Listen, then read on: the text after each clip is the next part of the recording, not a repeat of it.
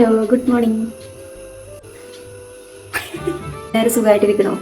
അപ്പോൾ ഇന്ന് ഞാനിവിടെ ഉണ്ടാക്കുന്നത് ചപ്പാത്തിയും ഉരുളൻകിഴങ്ങ് കറിയാണ് കേട്ടോ. ശരിക്കും ഒരു ചിക്കൻ കറിയുടെ ടേസ്റ്റുള്ള ഒരു ഉരുളൻകിഴങ്ങ് കറിയാണ് ഉണ്ടാക്കുന്നത് കേട്ടോ. അപ്പോൾ അതിൻ്റെ ഫ്രണ്ട് രമ്യ ചേച്ചിയാണ് കേട്ടോ ഈ ഒരു റെസിപ്പി എനിക്ക് പറഞ്ഞു തന്നിട്ടുള്ളത്. അപ്പോൾ നമുക്ക് ഉണ്ടാക്കാം കേട്ടോ. കുക്കറിലൊക്കെ കൊണ്ടാണ് ഇത് ഇത്ര ടേസ്റ്റ് എന്നാണ് രമ്യ ചേച്ചി പറഞ്ഞിട്ടോ.